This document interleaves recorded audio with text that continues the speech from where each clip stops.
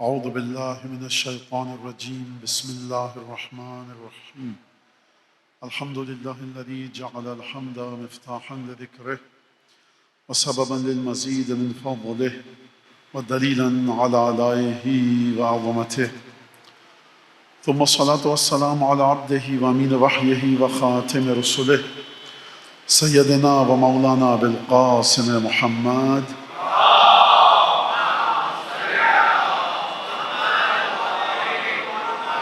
وعلى أهل بيته الطيبين الطاهرين الذين أذهب الله عنهم الرجس وطهرهم تطهيرا.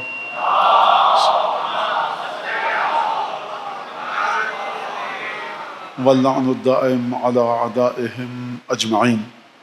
أما بعد فعن الإمام أبي الحسن علي بن موسى الرضا صلوات الله وسلامه عليهما اللهم صل على محمد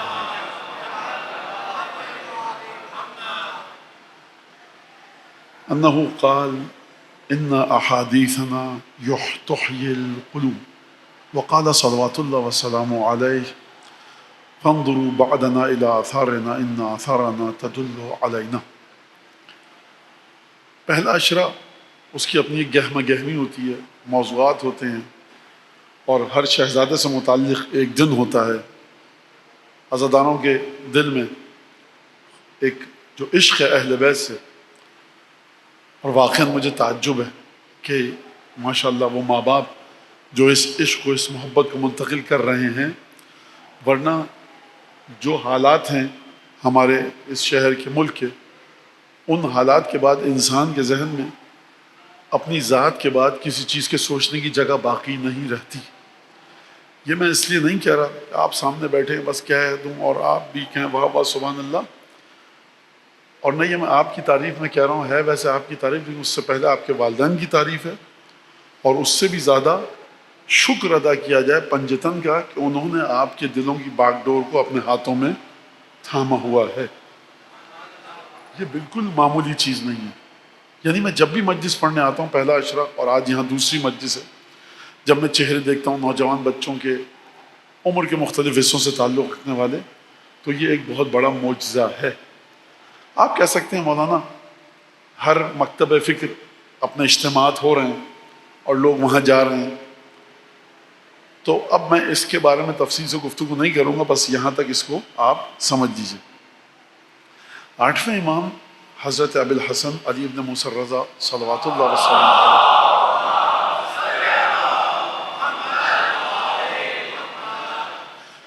سے منسوب 2 حدیثیں میں نے آپ کے سامنے پیش کی ہیں.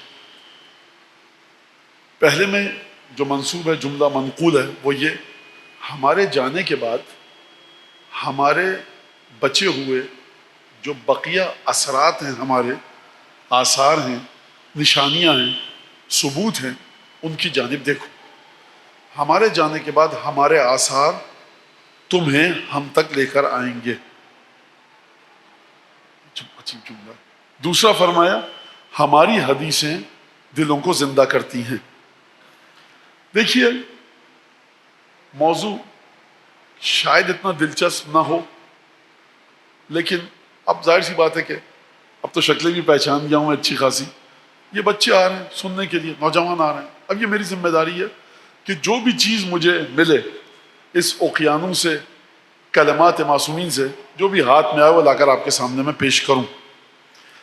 ایک بڑا اہم مسئلہ ہے آپ لوگوں کے ساتھ، اور دنیا میں کسی کے ساتھ وہ مسئلہ نہیں ہے.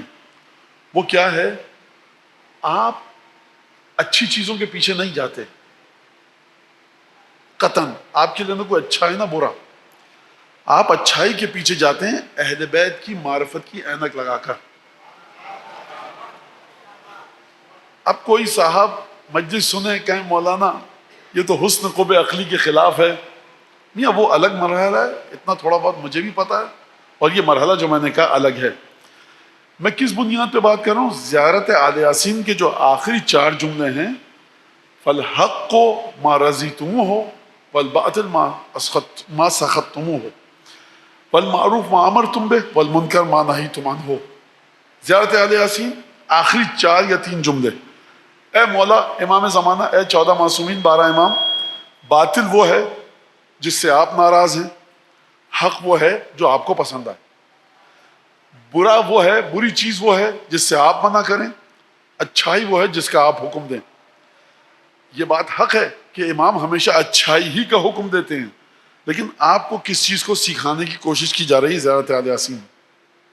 اچھا، اب ایک مسئلہ ہے، وہ یہ کہ رسول خدا جتنی گہرائی کے ساتھ عالم غیب سے مضبوطی کے ساتھ آپ جڑے ہیں، کائنات میں کوئی نہیں جڑا ہوا۔ کیوں؟ رسول خدا جا رہے ہیں، فرما رہے ہیں دو جانشین چھوڑ کے جا رہا ہوں اپنے، دو قیمتی چیزیں، دو اہم چیزیں، مختلف جملے ہیں روایتوں میں، ہماری کتب میں بھی ہے اور علماء اسلام سنی شیعہ تمام کتابوں میں یہ جملہ ہے کہ میں اپنے دو جانشین چھوڑ کے جا رہا ہوں، دو قیمتی گراں بہاں چیزیں چھوڑ کر جا رہا ہوں، جب تک ان سے جڑے رہو گے گمراہ نہیں ہوگے۔ خود یہ گمراہی عجیب مرحلہ ہے۔ دیکھیے، تقریر خشک ضرور ہے، لیکن میری توجہ ہے کہ جو آپ کے ماں باپ نے اتنا پیسہ خرچ کیا ہے نا آپ کے اوپر، اسکول کالج میں خرچ کیا ہے، اس تعلیم کو دروازے کے باہر چھوڑ کے مت آیا کیجئے، دروازے کے اندر لے کر آیا کیجئے۔ یہ ممبر اہل بیت سے تعلق رکھنے والا ممبر وہ نہیں ہے جو کہ دیکھیے خدا کے لیے کالج یونیورسٹی کی پڑھائی کو یہاں مت لائیے گا۔ ہم کہتے ہیں جو کچھ ہے لے کر آؤ، اہل بیت کی معرفت کی چھلنی کے ذریعے چھانو، پھر دیکھو کہ کون سی چیز علم کے مطابق ہے، لے کر آئیے۔ جب معرفت کی بات آئی، علم کی بات آئی، جب تک ان سے جڑے رہو گے تم کیا رہو گے؟ گمراہ نہیں ہوگے۔ خبردار، لا تعلموہما، ان کو علم مت سکھانا، فإنہما اعلم منکم، یہ تم سے زیادہ علم رکھتے ہیں۔ یہ بات سمجھ میں آ گئی آپ کے؟ اچھا، اب ایک علم کیا ہے؟ بحر الانوار، اصول کافی، شیخ طوسی کی کتابیں، شیخ مفید، گنتے آئیے اب علماء کو، فہرست ختم نہیں ہوگی، ایک کے بعد ایک کتابیں ہیں، اہل بیت کے جملے ہیں، تفسیر قرآن ہے، احادیث ہیں، وہ اہل بیت کی معرفت ہے۔ لیکن کیا ہر شخص کی دسترس میں ہے یہ معرفت؟ ہم میں سے کتنے لوگ بحر الانوار بیچارے پڑھ پائیں گے؟ ہم میں سے کتنے ہوں گے اتنی اچھی عربی کے اصول کافی پڑھ پائیں، تہذیب اور استفسار پڑھ پائیں؟ 2 4 5 10 حدیثیں آپ کو مجلس میں پتہ چل جاتی ہیں، آپ کی معرفت کو بڑھانے کا باعث ہیں۔ سوال، کیا امام کو علم تھا کہ ان کے سچے چاہنے والے 2024 میں اردو بولنے والے ہوں گے جن میں سے 2% 1% کو بھی عربی نہیں آتی ہوگی؟ اگر علم تھا تو پھر امام نے، معذرت کے ساتھ امام کی شان کے مطابق نہیں ہے جملہ، لیکن بچوں کو سمجھانے کے لیے میں یہ لفظ استعمال کر رہا ہوں، معصومین نے، رسول خدا نے آپ کے لیے پلان بی کون سا چھوڑ کر گئے؟ پلان اے تو یہ ہے نہج البلاغہ پڑھو، اصول کافی پڑھو، ہماری حدیثیں پڑھو، سمجھو۔ آپ کے پاس وہ علم نہیں ہے، میرے پاس وہ علم نہیں ہے کہ میں عربی میں پڑھ سکوں، تو پھر کیا کیا جائے؟ ہاتھ پہ ہاتھ رکھ کے بیٹھ جائیں۔ تو اب امام نے آپ کو کیا چیز بتائی ہے کہ جس پر ہر وہ شخص کہ جس کو لکھنا پڑھنا نہ بھی آتا ہو، امام کی تعلیمات اس کے دل میں نفوذ کر جائیں۔ یہ ہے وہ مرحلہ جہاں پر اولاد سیدہ کے آگے کوئی نہیں ہے۔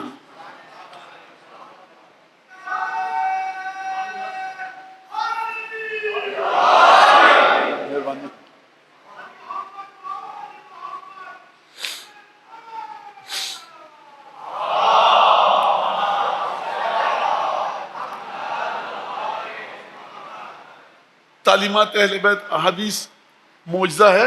معجزہ یہ ہے، وہ کون سا مرحلہ ہے کہ جہاں پر آپ ایکیڈیمکلی، اسکالسٹکلی پڑھ لکھ کے کتابیں کھولیں، پروفیسر، لیکچرر، استاد، استانی، ماسٹر صاحب، اس نہیں ہو سکتا یہ۔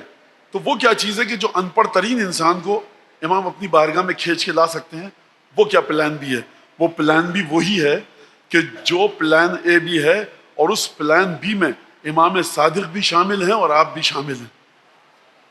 معمولی جملہ نہیں ہے، مطلب میرا نہیں ہے جملہ۔ وہ کیا چیز ہے؟ وہ ہے عزاداری سید الشہداء۔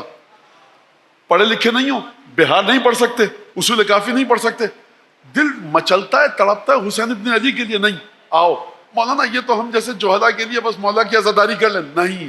آپ ہم اور آپ اپنی اوقات دیکھیں، اور چھٹے امام کو دیکھیں، 8ویں امام کو دیکھیں، سید ساجدین کو دیکھیں، کہاں وہ کہاں ہم۔ امام بھی اپنے جد کی یاد میں اسی طرح سے گریہ فرما رہے ہیں جس طرح سے ہم کو حکم دے رہے ہیں، اور فرما رہے ہیں کہ جب ہمارا چاہنے والا ہم پر گریا کرتا ہے، کس سے قبل ان تسیل دموعہ علی خدیہ، اس سے پہلے کہ اس کی آنکھوں سے آنسو نکل کر آتے ہیں، رخساروں پر جاری ہوتے ہیں، خدا کی رحمت اسے آ کر اپنی باہوں میں لے لیتی ہے اس سے پہلے کہ آنسو نکلیں۔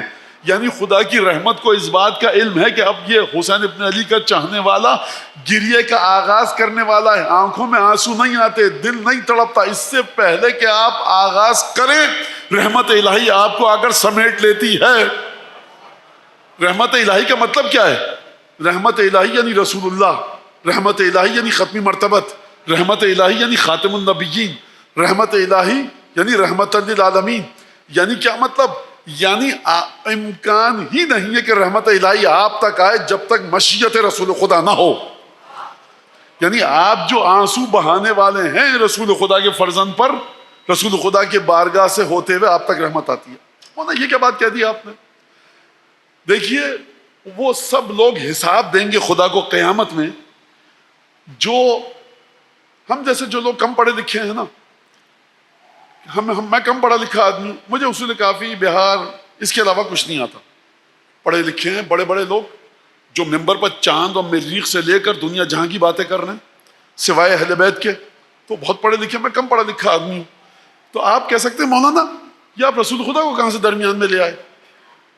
آپ تو چھوڑ دیجئے، چھٹے امام کی حدیث جا کے پڑھیے کتاب الحجت میں، فرمایا عالم غیب میں سب سے پہلے جو چیز نازل ہوتی ہے وہ ہمارے جد رسول خدا کے پاس آتی ہے، اس کے بعد ہمارے جد جناب امیر کے پاس، اور تمام ائمہ کے بعد ہوتی ہوئی اس امام کے پاس آتی ہے جو زمانے کا امام ہے۔ یعنی اگر امام صادق بھی کوئی چیز حاصل کرنا چاہیں تو وہ نفس اور روح رسول خدا سے ہو کر چھٹے امام تک آتی ہے۔ تو سرکار آپ اپنی بات تو چھوڑ دیجئے کہ براہ راست عالم غیب سے آپ متصل ہو جائیں گے۔ تو خوب توجہ کیجئے گا، وہ پلان بھی کیا ہے؟ وہ پلان بھی یہ ہے کہ دیکھو ہماری قبروں تک آؤ، ہماری عزاداری میں عزاداری کرو، ہماری خوشی میں خوش رہو۔ وہ پلان بھی کیا ہے؟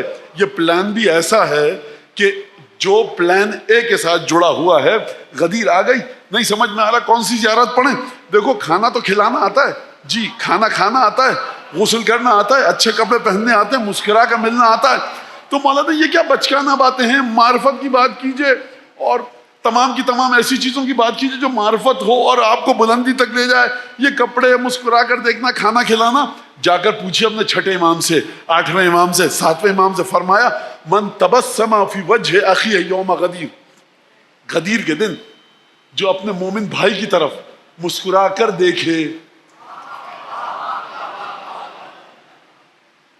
غدیر کے دن جو مسکرا کر دیکھے، من زار اخاہ المؤمن یوم غدیر، غدیر کی وجہ سے اپنے مومن بھائی سے ملنے جاؤ، ملاقات وہ گھر پہ نہیں تھا الگ بات ہے، ملنے گئے، گھنٹی بجائی، کہا نہیں ہے آپ آ گئے، فرمایا صبح شام اس کی قبر میں 70,000 فرشتے آتے ہیں نور لے کر، قیامت تک کے لیے اسے جنت کی بشارت دیتے ہیں۔ آسان ترین کام آپ کو ایسے کرنے کو کہا کہ جن کاموں کو کر کے آپ علامہ مجلسی اور علامہ محلی کے پڑوس میں بیٹھ سکتے ہیں جنت میں جا کر۔ خوب توجہ کیجیے گا، ایک ایک چیز جو آپ کو سکھائی گئی ہے، ایک ایک چیز۔ جب رسول اللہ زیارت امام حسین کی، زیارت جامع کبیرہ، اچھا لمبی زیارت ہے، امین اللہ طویل زیارت ہے، کہا کہ دیکھو زیارت کرتے ہو؟ نہیں، قصہ طویل ہے، میں مختصر بات کروں اور جو چیز آپ کے سامنے لے کر آیا ہوں وہ بتاؤں آپ کو۔ فرمایا کہ دیکھو چھت پہ جاؤ، تصعد فوق السطح، اور اس کے بعد دائیں بائیں دیکھو، آسمان کی طرف دیکھو، 3 دفعہ کہو السلام علیک یا ابا عبداللہ ورحمۃ اللہ وبرکاتہ، 3 دفعہ کہو، تکتب لکا ثواب زیارت الحسین، امام حسین کی زیارت کا ثواب تمہیں ملے گا۔ راوی کہتا ہے میں کبھی کبھی جب سے میں نے یہ حدیث امام سے سنی، کبھی کبھی میں 70 دفعہ 60 دفعہ جاتا ہوں چھت پر اور یہ کام کرتا ہوں، 70 زیارتوں کا ثواب ملتا ہے۔ اچھا مولانا یہ حدیث آپ کیوں بتا رہے ہیں؟ کیوں بتا رہے ہیں آپ یہ حدیث؟ اس وجہ سے یہ حدیث میں آپ کو بتا رہا ہوں کہ امیر المومنین نے فرمایا، قرآن نے کہا کہ اپنے دل کو احی قلبک بالموعظہ وامیتہ بالزہدہ، فرمایا کہ اپنے دل کو مارو، احی قلبک نصیحت کے ذریعے زندہ کرو، زہد کے ذریعے اپنی نفسانی خواہشات کو کچھ دو، اور زندہ رکھو اسے ذکر الہی کے ذریعے۔ قرآن نے فرمایا کہ دیکھو من اعرض عن ذکری فإن له معیشة ضنکا، جو ہمارے ذکر سے منہ موڑے گا ہم اس کو بڑی کسمہ پرسی کی زندگی میں مبتلا کر دیں گے، پریشان رہے گا، کبھی قناعت کے مرحلے تک نہیں پہنچ پائے گا، کبھی شکر کے مرحلے تک نہیں پہنچ پائے گا۔ تو ذکر الہی جو آپ اہل بیت کی محافل میں آتے ہیں، جو اہل بیت سے آپ جڑے ہوئے ہیں، یہ ذکر الہی ہے، قرآن مجید کی آیات ہیں، ائمہ کی روایات ہیں، مجھے اس طرف نہیں جانا، بات پھیل جائے گی۔ تو آپ کا دل زندہ ہوتا ہے۔ امام نے فرمایا 8ویں امام کی حدیث کہ ہماری حدیثیں دلوں کو زندہ کرتی ہیں، ہمارے جانے کے بعد ہماری کتابوں کی طرف دیکھو، تمہارے دل زندہ ہوں گے، ہماری طرف رہنمائی کریں گے۔ اب میں آ جاؤں اس نقطے پر کہ جس کے لیے میں نے آپ کو اتنی اذیت دی، کہ دیکھیے کچھ کلچر ہیں، ثقافتیں ہیں، رہن سہن ہیں، ڈھنگ ہیں، طور طریقے ہیں جو ہماری قوم میں ہیں، اور ان طور طریقوں سے انہیں نہیں ہٹنا چاہیے۔ فائدہ کیا ہوگا؟ یہ آپ کو ائمہ سے جوڑ کر رکھتے ہیں۔ جب تک ائمہ کا کلچر، ائمہ کی سوچ، معصومین کی زندگی گزارنے کے طریقے آپ کو پتہ نہیں چلیں گے، محبت اپنے کمال پر نہیں پہنچے گی۔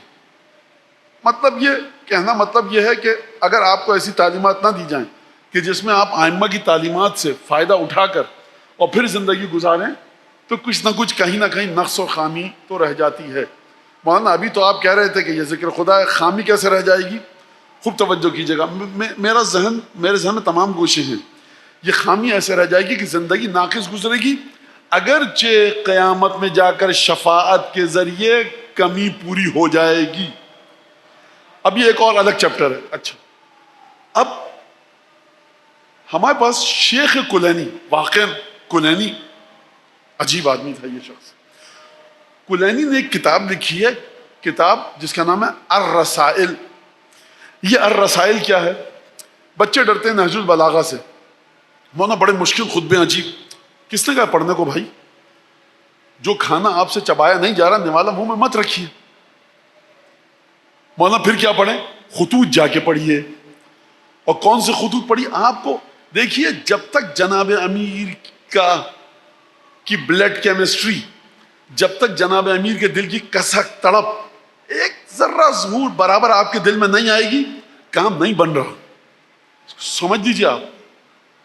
اور جن گھروں میں، جن خاندانوں میں تڑپ ہے فضائل و مصائب کے لیے، ان کے گھروں میں دین چلتا رہتا ہے، اگرچہ کبھی تھوڑے عرصے کے لیے دائیں بائیں ہو جائیں، لیکن دین چلتا رہے۔ کسک کو پیدا کیجیے، جناب امیر کے دل کے ساتھ اپنے تعلق کو بڑھانا ہے، خطوط پڑھیے جا کر جناب امیر کے، کہ جو جناب امیر نے دمشق بھیجے، ہر خط نہیں، جو دمشق بھیجے۔ کیوں کہہ رہا ہوں؟ وہاں پر جناب امیر نے کھل کے اپنے خاندان کی بڑائی کو بیان کیا ہے۔ یہ اہل بیت کہتے رہتے ہیں، اہل بیت۔ سرکار جا کر دیکھیے، جب بھی اہل بیت کے بارے میں آڑی ترچھی بات کی گئی، جناب امیر نے 35 بدل کر کیا کرارا جواب لکھا ہے، قربان جاؤں۔ متا کنتم ساسۃ العباد، ارے میاں تم کب سے لوگوں کو پالنے پوسنے والے ہو گئے؟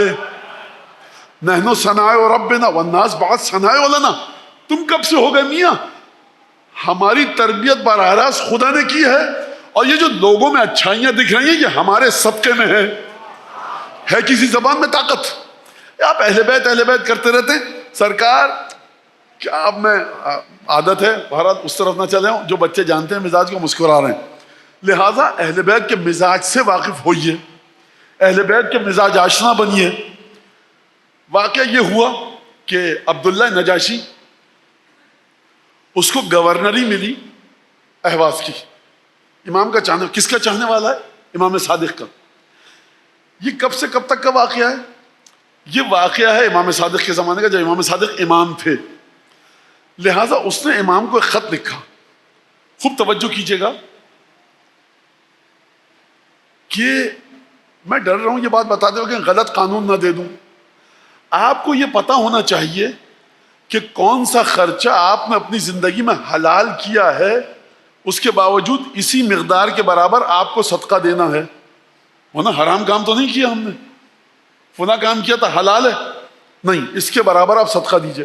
ورنہ یہ کون سی بات کر رہے ہیں؟ یہ ہے کلچر اہل بیت کا، کہ کون سے حلال کام کرو جو ہمیں اتنے اچھے تو نہیں لگتے لیکن حلال ہیں، اگر کر لیا اس کے برابر صدقہ دو۔ دیکھو کس طرح سے سماج میں اگر کسی طاقت پر جاؤ تو مومنین کو کس طرح سے خیال رکھو، یہ ایک بڑا اہم چیپٹر ہے. میں آپ کو زیادہ وقت نہیں دوں گا اور میں آتا ہوں اس خط کی طرف کہ جو میں نوٹ کر کے لایا ہوں. اور درود بھیجیے آپ محمد آل محمد.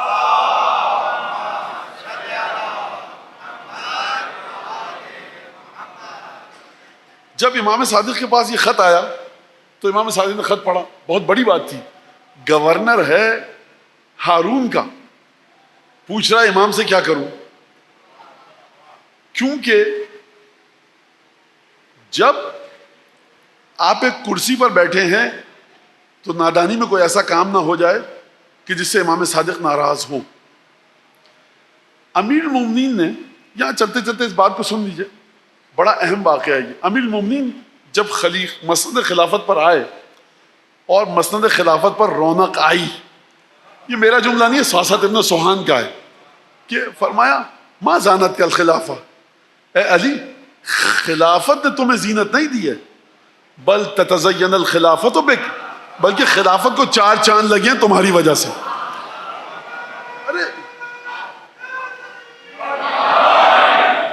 ارے سرکار آپ عجیب بات کر رہے ہیں، خوش ہو گئے اس جملے پہ. جب تک جناب امیر نماز نہ پڑھیں بیکار اٹھک بیٹھک ہے. جناب امیر نماز پڑھیں تب اقمت الصلاۃ ہے. نماز کہہ رہی ہے مجھے امیر المومنین پڑھ رہے ہیں، تو آپ خلافت کے بے جان لکڑی کے ممبر کو لے کے بیٹھے ہوئے. تو ایک درود پڑھیے ذرا محمد آل محمد.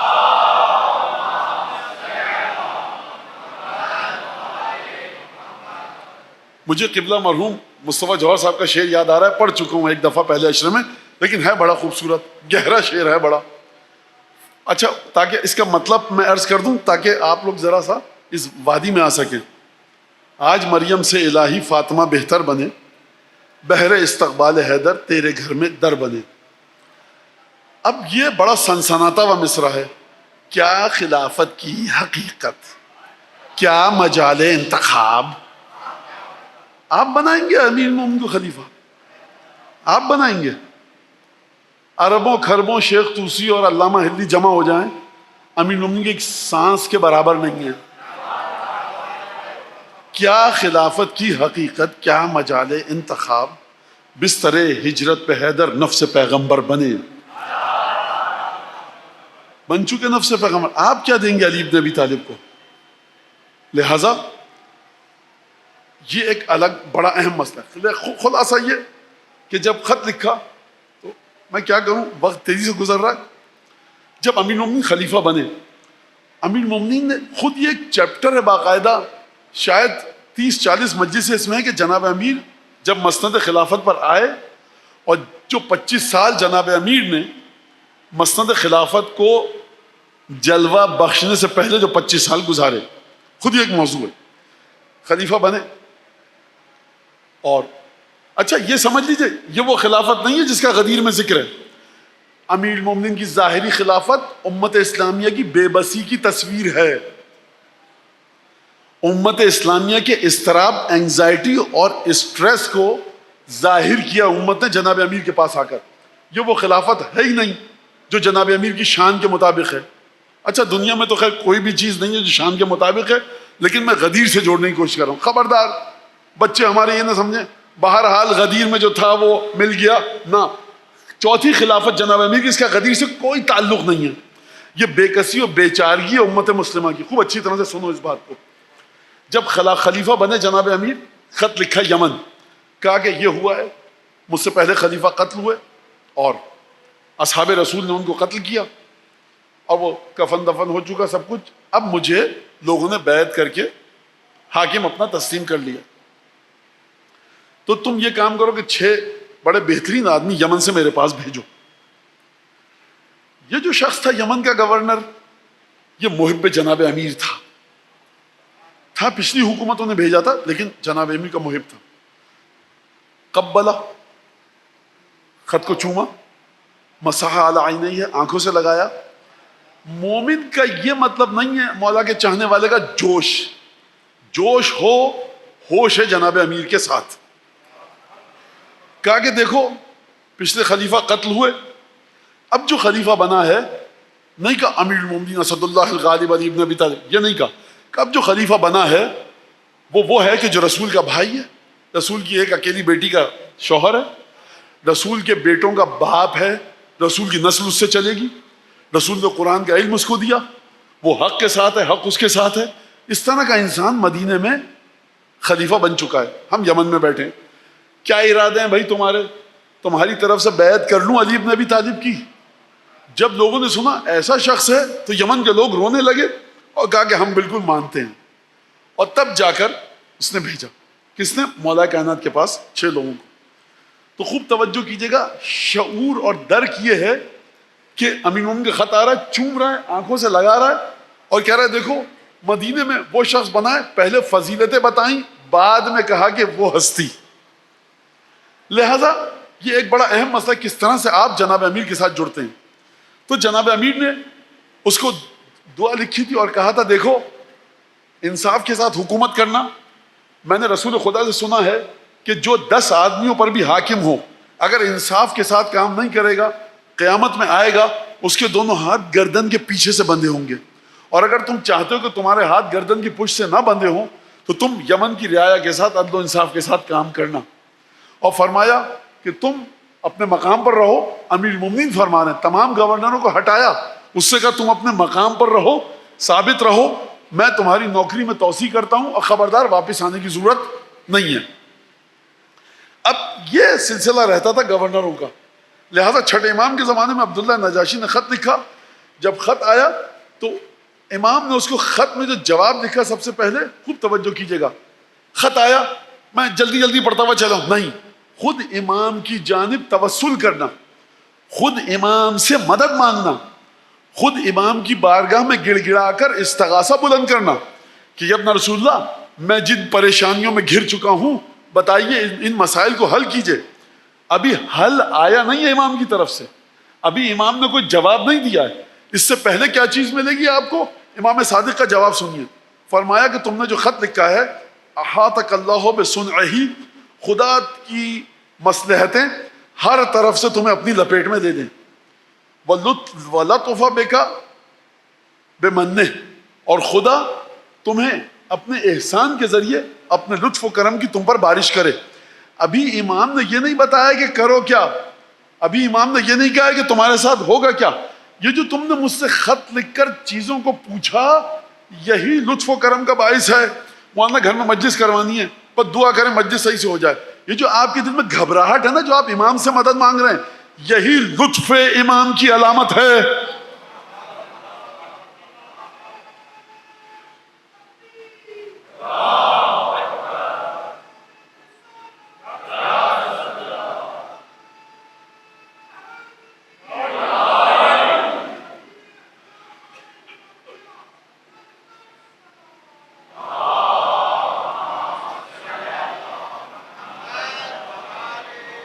یہ میں کیوں بتا رہا ہوں آپ کو؟ اس لیے نہیں بتا رہا کہ آپ کہیں گے گورنر، چیف منسٹر ہیں، صدر ہیں، وزیر اعظم ہیں. اس لیے کہ کلچر کو محسوس کیجئے اہل بیت کے. جتنی زیادہ گہرائی آپ کو پتہ چلے گی اہل بیت کی سوچ کی، اتنا زیادہ آپ کی محبت میں اضافہ ہوگا. ممبر کا کام کیا ہے؟ ممبر کا کام یہ کہ اہل بیت کی چیزیں آپ دیتے رہیے. جب محرم ختم ہو تو جو اہل بیت کی محبت 2023 میں تھی اس سے زیادہ ہونی چاہیے یا اس کے برابر رکی رہے. خوب توجہ کیجیے گا اس بات کے اوپر. لہٰذا امام نے عبداللہ نجاشی کو دعا دی اور کہا کہ مجھے خبر آئی کہ تم اہواز کے گورنر بن چکے ہو. سرنی ذالک وسعنی، اس خبر نے مجھے غمگین بھی کیا، یہ خبر مجھے بری بھی لگی اور اچھی بھی لگی. یہ کیسے ہو سکتا ہے اچھی لگی اور بری لگے؟ امام نے فرمایا سأخبرک ما سعنی واخبرک ما سرنی، میں تمہیں بتائے دیتا ہوں ابھی کہ کیوں بری لگی اور کیوں اچھی لگی. فرمایا اچھی اس لیے لگی مجھے یہ خبر، اما سروری بولایتک، جو تم گورنر بنے اس کی خبر مجھے اچھی لگی اس لیے عسیٰ ان یغیث اللہ بک ملہوفا خائفا من آل محمد. کیا کہنے چھٹے امام کے حضور، کیا کہنے چھٹے امام کے واقعہ. میں بتاؤں بچوں کو آپ کو کہ سید الشہداء سے لے کر جناب امیر سے لے کر حضرت حجت کی غیبت اس لیے نہیں ہے کہ جیک اور ولسن اور زید اور عمرو اور بکر کی باتیں ہوں ممبر سے، اس لیے ہے کہ آپ کو براہ راست متصل کیا جائے اہل بیت کی ثقافت سے. ماتم کرتے وقت ماتم کیسے ہو، آنکھوں میں آنسو کیسے ہوں، دل میں نیت کیسی ہو، یہ تک آپ کو اہل بیت بتا کر گئے ہیں۔ خبردار اگر رتی برابر بھی یہ سوچا کہ یہ اہل بیت بتا کے نہیں گئے دنیا اور آخرت کی بھلائی کے لیے، کسی دوسرے سے لے لیں، تو یاد رکھیے گا سوائے گمراہی اور جہنم کے کہیں پہ کچھ نہیں ہے۔ یہ گلے اس لیے نہیں کٹے ہیں، ہاتھوں میں رسن اس لیے نہیں بندھی ہے، بلا اختاب علی الجمال، اونٹوں پر شہزادیاں بغیر ہماری کے بیٹھ کے اس لیے نہیں گئی ہیں کہ آپ ہما شما کی لنترانیاں ممبر پہ بیٹھ کر ہانکیں۔ خوب یاد رکھیے گا اس بات کو، اس لیے نہیں ہے کہ گریہ سید الشہداء کے ساتھ کسی اور کے گریے کو ملایا جائے، ممبر کی ذمہ داری یہ ہے۔ اگر کوئی اس کے خلاف جا رہا ہے، مولانا وہ ایسے، پہلی بات تو کہ میرے سامنے کسی مولانا کا نام مت لیا کرو، میرے سامنے لاؤ تو شیخ قلانی لاؤ، شیخ توسی لاؤ، سید رضی لاؤ، شیخ مفید لاؤ، امام صادق لاؤ، بات کریے ان کی کہ جو متصل کریں۔ اگر مجھے مولانا کی بات سننی ہوتی تو میں بیٹھ کر بحر الانوار میں اپنا سر نہیں کھپا رہا ہوتا۔ بچے اچھی طرح سنیں، اہل بیت کا ممبر آپ کو بہادری عطا کرتا ہے، آپ کو جرت دیتا ہے، جو کچھ ہے اہل بیت کے پاس ہے۔ ہو سکتا ہے جناب امیر اسکپ کر گئے ہوں، اگر جناب امیر اسکپ کر گئے ہوں تو بڑے بیٹے کے پاس ہوگا، ہو سکتا ہے انہوں نے نہ بتایا چھوٹے بیٹے کے پاس ہوگا، نہ بتایا سید ساجدین سے ملے گا۔ نام لیتے جائیے، طہارتوں کی کمی نہیں ہے، خوب توجہ کیجیے گا اس بات کے اوپر۔ لہٰذا امام نے فرمایا مجھے خوشی اس بات کی ہے کہ امید یہ ہے کہ خدا تمہارے ذریعے کسی ایسے گھبرائے ہوئے خوف زدہ آل محمد کے شیعہ کی مدد فرمائے، خوشی اس بات کی ہے۔ آل محمد کے چاہنے والے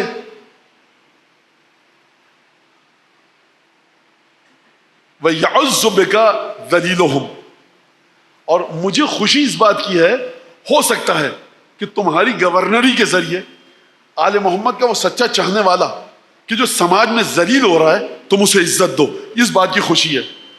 پیسے والا ہو جاؤں گا اور فلاں کام کروں گا اور فلاں کام کروں گا، تمہاری سیٹ وہ ہے کہ جہاں میں یہ سوچ رہا ہوں کہ جو گھبرایا ہوا شخص خوف زدہ اور ایسا شخص جو آل محمد کا سچا چاہنے والا ہے معاشرے میں ذلیل ہو رہا ہے، تمہاری وجہ سے اسے عزت ملے گی۔ اور فرمایا وَيَقِي بِكَ ضَعِيفُهُمْ، اور جو کمزور ہے سماج میں تمہارے ذریعے اس کو طاقت ملے گی۔ وَيُطْفِي بِكَ نَارُ الْمُخَالِفِينَ عَنْهُمْ، اور جو ہمارے مخالفین، ہمارے محبوں کو، ہمارے چاہنے والوں کو اپنی ایک آگ ان کی طرف بھیج، امام کے جملے ہیں، آگ ان کی طرف بھیج رہے ہیں جو ان کو جھلسائے دے رہی ہے، تمہارے ذریعے وہ آگ امید ہے کہ خدا بجھا دے گا۔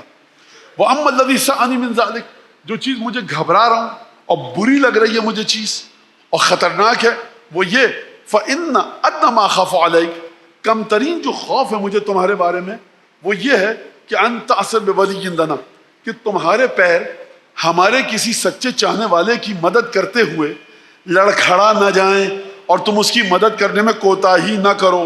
اگر تم کوتاہی کرو گے فلا تشم حظیرۃ القدس، اگر تم نے ایسا کیا تو جو بارگاہ قدس، بارگاہ مقدس، بارگاہ تقدس، جو پاک و پاکیزہ گنبد ہے نا عالم غیب میں، تم اس کی خوشبو بھی نہیں سونگھ سکو گے۔ اب میں کیا کروں کہ میں اس جملے کو دوبارہ دہراؤں کہ نہیں بولنا چاہیے، کہنا چاہیے۔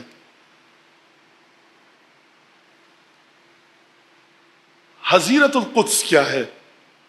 حظیرۃ القدس، قدس یعنی پاکیزگی، حظیرۃ القدس یعنی وہ مقام کہ جو تقدس کا مقام ہے۔ یہ امام نے حظیرۃ القدس کیوں کہا؟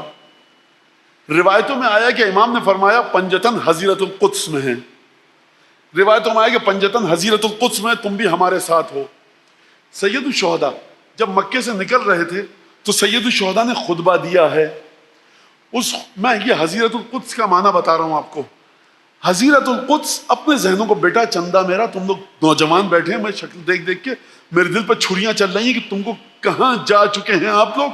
جا کر اہل بیت کی زیارت، اہل بیت کی دعائیں، ترجمہ پڑھو، اہل بیت کی تعلیمات۔ امیر المومنین نے کیا فرمایا ہے؟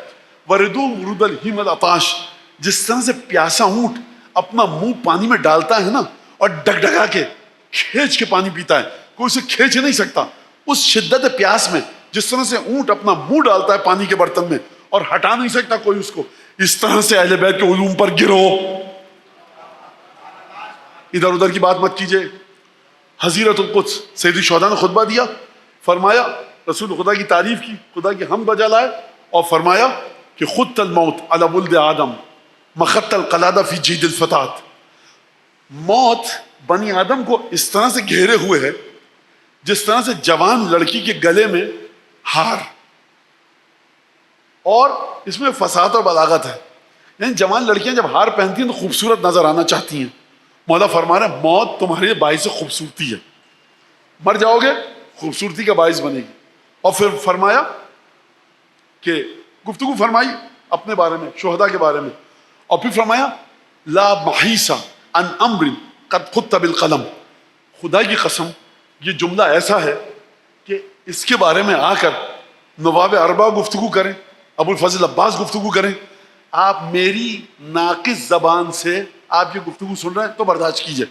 فرمایا اس چیز سے بچ نکلنے کا کوئی راستہ نہیں ہے جو عالم قدس الہی میں لکھ دیا گیا ہے. ان لی مسرعن خیر لی، میرے لیے کٹ کٹ کے مرنے کی، گرنے کی، شہید ہونے کی ایک جگہ ہے جس کو چن لیا گیا ہے.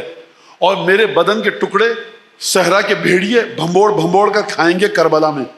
علماء نے معنی بیان کیا کہ مولا نے اپنے ساتھیوں کو اپنے بدن کے ٹکڑے کہا ہے اور لشکر یزید کے سپاہیوں کو صحرا کے خونخوار وحشی جانور بھیڑیے. اور پھر اس کے بعد فرمایا کہ عجیب جملہ ہے کہ دیکھو ستجمعہم حزیرۃ القدس تقر بہم عینہ لا تشز عن رسول اللہ لحمتہ تجمعہم فی یجمع اللہ لہ فی حزیرۃ القدس. رسول خوب توجہ کیجئے. پہلے کیا فرمایا؟ میرے بدن کے ٹکڑوں کو صحرا کے وحشی بھیڑیے کھائیں گے نوچ نوچ کر. کربلا اور ہر کی قبر کے درمیان، ہر کی قبر بھی امام حسین کے بدن کا ٹکڑا ہے، ابو الفضل عباس بھی، قاسم بھی، جون بھی، اور محمد بھی. کہا میں دیکھ رہا ہوں کہ اسی جگہ پر میرے بدن کے ٹکڑوں کو صحرا کے بھیڑیے بھمبوڑ بھمبوڑ کے کھائیں گے. اور پھر فرمایا کہ خدا کی قسم، رسول خدا کا نہیں، قسم میں نے کھائی، امام حسین نے نہیں کھائی. رسول خدا کا جو ٹکڑا ہے نا وجود کا، وہ رسول خدا سے دور نہیں ہوگا. خدا رسول خدا کی خوشنودی کی خاطر رسول خدا کے بدن کے ٹکڑوں کو حزیرۃ القدس میں رسول خدا کی خاطر جمع کر کے رکھے گا. اور تقر بہم عینہ، اور اپنے بدن کے ٹکڑوں کو حزیرۃ القدس میں اکٹھا پا کر رسول خدا کی آنکھوں میں ٹھنڈک آئے گی. کیا ہے یہ کیا ہے؟ یہ شہداء کربلا کے فضائل ہیں. شہادت سے پہلے مولا حسین پڑھ رہے ہیں.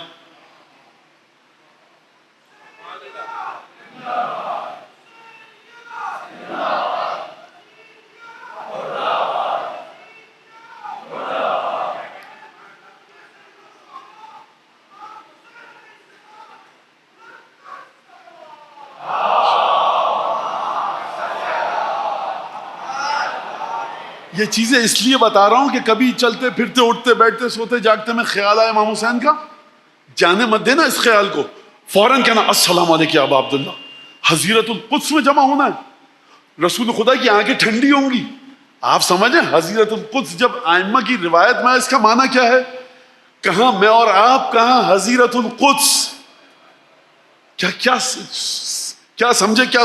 تو فرمایا میں ڈرتا ہوں کہ حزیرۃ القدس میں تم لا تشم حزیرۃ القدس، تم حزیرۃ القدس کی خوشبو کو نہ سونگ پاؤ. اور پھر امام نے فرمایا کہ دیکھو لا تصرف مالا، اگر تم مال خرچ کر رہے ہو لممتزح او مضحک او شاعر، کسی دربار میں شاعر کو بلا رہے ہو، اس نے شعر پڑھے، تم نے اس کو 1000 2000 دینار درہم دیے. ممتزح مزاح کرنے والا، آج کی زبان میں اسٹینڈ اپ کامیڈین، بلایا شو کروایا، بھائی لطیفے سناؤ، 1 گھنٹہ آیا، اس نے لطیفے سنائے، تم نے اس کو 500 1000 دینار دیے. اور مضحکن، تم نے کلاؤن کو، جوکر کو بلوایا، تم نے کہا الٹی سیدھی حرکتیں کرو، وہ منہ پر رنگ کر کے آ رہا ہے، مزے کا خیز ٹوپی پہن کے، مزے کا خیز لباس پہن کے دربار میں تم کو ہنسا رہا ہے. ٹھیک ہے، امام نے کہا، یہاں پر امام نے نہیں کہا حرام ہے، کہا جب بھی تم ان 3 کے لیے پیسہ خرچ کرو الا بتصرف مثلہ، اتنا ہی پیسہ اس جگہ پہ خرچ کرنا جس سے خدا خوش ہو.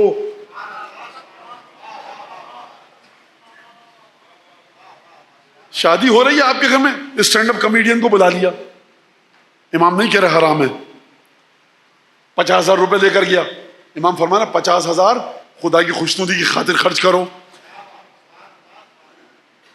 دیکھیے بعض کی قسمت اچھی ہوتی ہے، اور امام ان سے محبت کرتے ہیں. یہ دیکھیے واٹس ایپ کی برکت سے بتا رہا ہوں میں آپ کو. مولانا یہ کیا تھا تو یہ ہو گیا. دنیا جہاں سے سوالات آ رہے ہوتے ہیں واٹس ایپ کی وجہ سے. اب نہیں پتا آپ کراچی میں بیٹھے ہیں, ہو سکتا ہے برازیل سے سوال پوچھ رہا ہو. اگر میں ڈیٹا کلیکشن کی بات کروں تو میں نے ابھی تک 2 طرح کے لوگ پائے ہیں. اپنے واٹس ایپ کی بات کر رہا ہوں, 2 طرح کے لوگ پائے ہیں. کچھ لوگ دھڑلے سے حرام نجس پیسہ خرچ کر رہے ہیں, کچھ نہیں ہو رہا, خدا اور دے رہا ہے. امیر المومنین نے فرمایا اذا تتابع ربک بالنعم وانت تعصی فاحذر. فرمایا اگر تیرا رب, تو اپنے رب کی نافرمانی کر رہا ہے اور خود تیرا رب تجھے مسلسل نعمتیں دے رہا ہے, پروفٹ پہ پروفٹ, چوکنا ہو جا, ایک ساتھ رسی کھینچنے والی ہے. اور کچھ لوگ ہیں جہاں غلط پیسہ خرچ کیا, مولانا گھر کی وائرنگ جل گئی, 1 لاکھ روپیہ لگانا پڑا.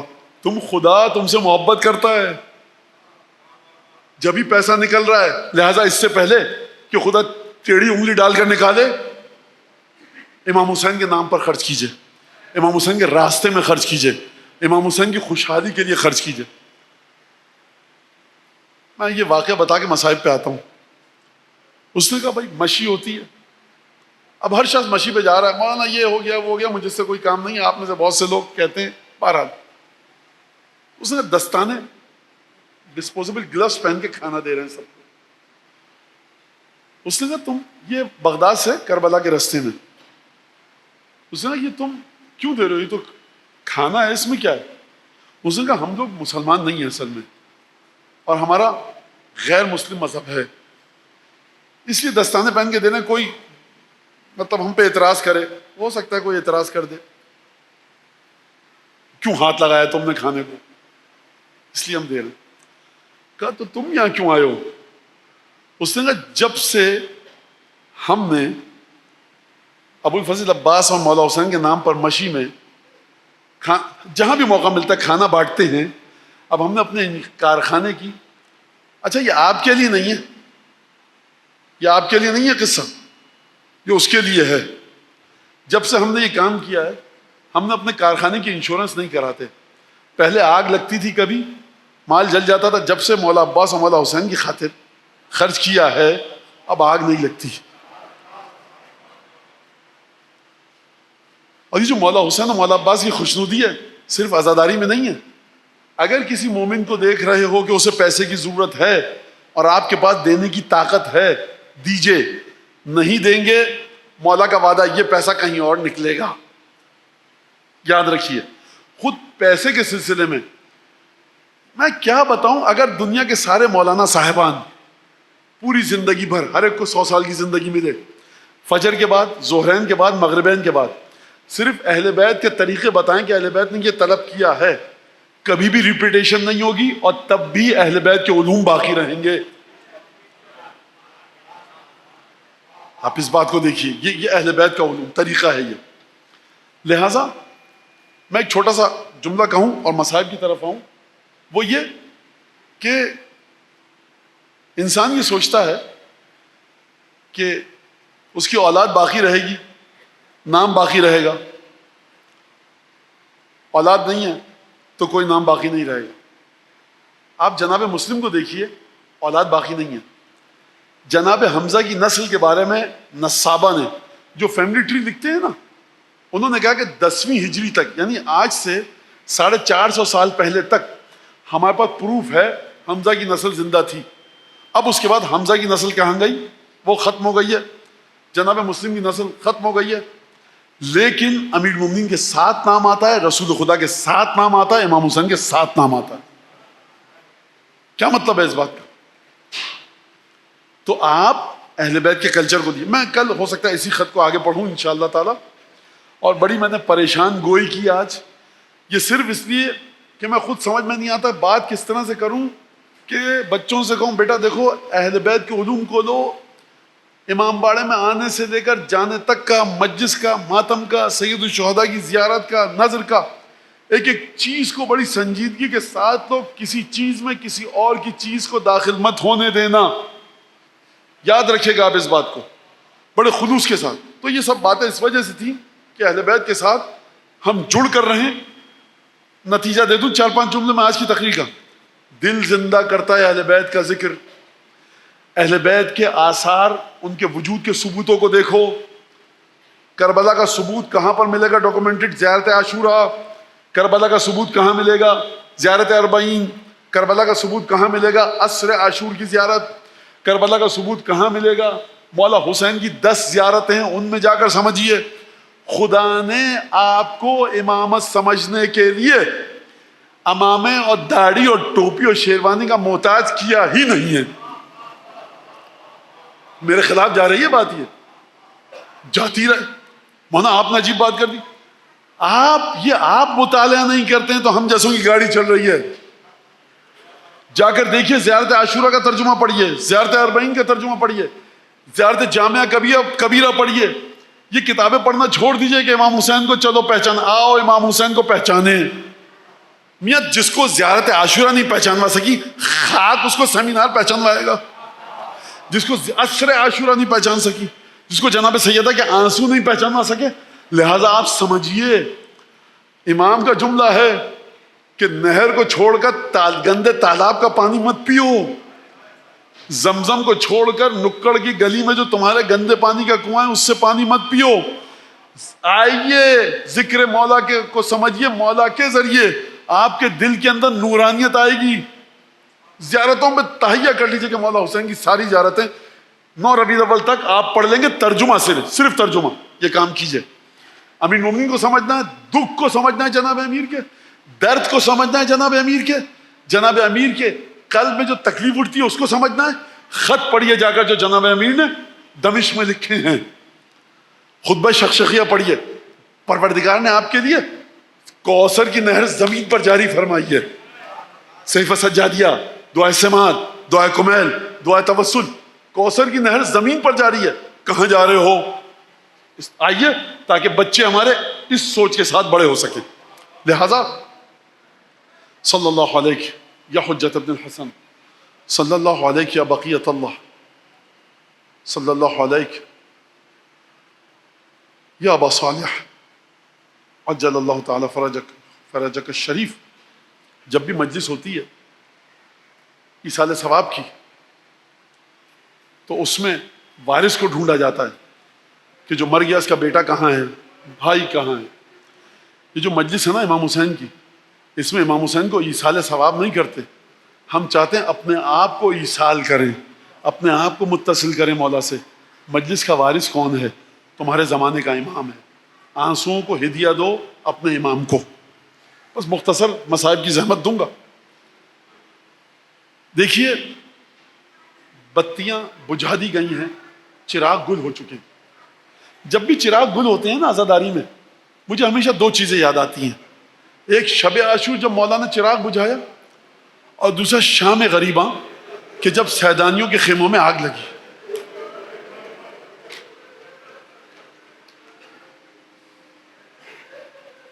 شام غریباں میں ایک جملہ ہے جو ہم لوگ جو ذاکرین ہیں، حدیث خواں ہیں، وہ بھول جاتے ہیں. خدا مغفرت فرمائے قبلہ و کعبہ جناب سید العلماء سید علی نقی نقوی صاحب نقن صاحب کی اس جملے کا ثواب میں پڑھ رہا ہوں، ان کو ہدیہ کر رہا ہوں. ایک عجیب تکلیف دہ جملہ ہے، بڑے مصائب کے پیغام ہیں اس میں. ان کا جملہ ہے، انہی کو ثواب جائے. اس سے پہلے کہ خیمے جلیں، اس سے پہلے کہ سیدانیاں رسول کی بیٹیاں پا برہنہ تپتی ریت پر دوڑیں جان بچانے کے لیے، ایک مصائب کا مرحلہ آیا ہے. قبلہ فرماتے ہیں کہ ایک دفعہ سید ساجدین، شدید علالت، شدید مرض ہے، غش کے عالم میں ہے آپ کا مولا. ایک دفعہ پھوپھی نے شانہ ہلایا. قبلہ فرماتے ہیں کہ کسی امام سے امامت کا پہلا سوال اس طرح سے نہیں کیا گیا جو سید سجاد سے. امام صادق جب امام بنے ہوں گے نا، کسی نے وضو کا مسئلہ پوچھا ہوگا، نماز کا، حج کا. واحد امام ہے جو عقیدہ بنی ہاشم ثانی زہرا نے شانہ ہلا کر پوچھا، بیٹا سید سجاد امام وقت ہو، یہ بتاؤ خیموں میں جل کر مر جائیں یا جان بچائیں؟ سیدانیہ خیموں سے باہر نکلی، تبرکات لٹ چکے. دیکھیے میرا جی چاہتا تفصیل سے پڑھوں میں یہ مصائب، لیکن میری ہمت اس لیے نہیں ہو رہی ہے کہ مصائب کا ذکر بے ادبی کی حدود میں داخل ہو جاتا ہے. میں نہیں پڑھ سکتا کہ کس طرح رسول زادیوں نے اپنی جان بچائی، کس طرح ظالموں کے ہاتھوں میں تازیانے تھے. میں کس زبان سے کہوں کہ دختران جناب امیر کے کانوں کی لو سے خون بہ رہا ہے.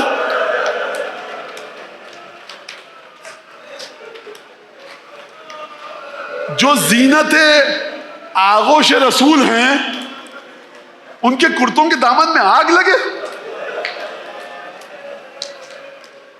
جب خیموں میں آگ لگ چکی نا اور جلے ہوئے خیموں کی راکھ اپنے مقام پر بچی رہ گئی، سیدانیاں زمین پر بیٹھی ہیں، سانسیں سینوں میں حبس ہیں، کوئی کسی سے گفتگو نہیں کر رہا. گفتگو کرے بھی تو کیسے؟ دہشت کا عالم ہے. ایک دفعہ بی بی زینب کو جملہ خیال آیا کہ بھیا نے جاتے وقت کہا تھا میرے بچوں کا خیال رکھنا. سب سے زیادہ ستم دیدہ زینب ہیں. کون زینب کو تسلی دے؟ آگے بڑھ بڑھ کے سب کو تسلی دے رہی ہیں. بچوں کی گنتی کی گئی، 2 بچے کم نکلے. بیبیاں ڈھونڈتی بھی بچوں کو صحرا میں گئیں. یہ کب کا واقعہ ہے؟ شام غریباں، 11 محرم کی رات ہے. چاند آسمان پہ دکھ نہیں رہا. اندھیرے میں شہزادیاں کس خوف اور دہشت کے عالم میں پا برہنہ جب آگے پہنچی تو دیکھا دونوں بچے تھک کر پیاس کی شدت کی وجہ سے زمین پر آرام کر رہے ہیں اور دونوں بچوں کی باہیں ایک دوسرے کے گلے میں ہیں. بیبیاں سمجھیں گے شدت تشنگی کی وجہ سے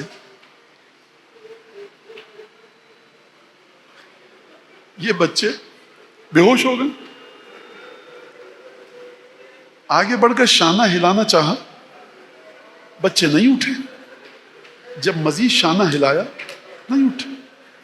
اب جو بچوں کو ایک دوسرے سے جدا کیا، خوب غور سے جب دیکھا تو ان بچوں کے سینوں پر گھوڑوں کی ٹاپوں کے نشان تھے.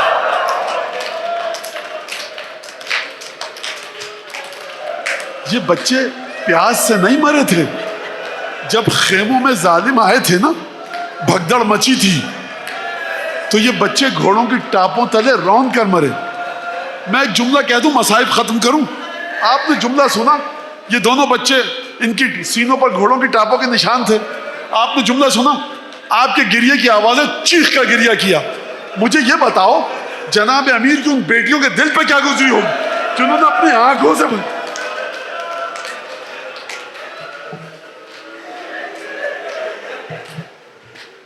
اللهم كن لوليك الحجة ابن الحسن صلواتك عليه وعلى آبائه في هذه الساعة وفي كل ساعة وليا وحافظا وقائدا وناصرا ودليلا وعينا حتى تسكنه أرضك طوعا وتمتعه فيها طويلا. پالنے والے ہماری اس عاجزانہ حقیرانہ متواضعانہ عبادت کو بانیان کی طرف سے، حاضرین کی طرف سے، جس نے اس فرش اعظم میں جس طرح سے بھی حصہ دیا ہے، پروردگار اس کی طرف سے اس عزاداری کو حضرت حجت کی بارگاہ میں قبول و مقبول فرما. مولا کے دل سے ہر دکھ درد کو دور فرما، ہر خوشی عطا فرما. امام زمانہ کے پرسداری کو قیامت تک کے لیے ہماری نسلوں میں قائم و دائم فرما. جو رسول خدا قرآن کے خلاف سازشیں کر رہے ہیں، پروردگار تجھے قسم دیتے ہیں ابو الفضل عباس کی عظمت، ہیبت، شجاعت اور بہادری اور جلال کی، کہ ان کی سازشوں کا رخ خود ان کی جانب پھیر دے. پروردگار جو عزاداری میں آ رہے ہیں ان کی جان مال عزت و آبرو کی حفاظت فرما.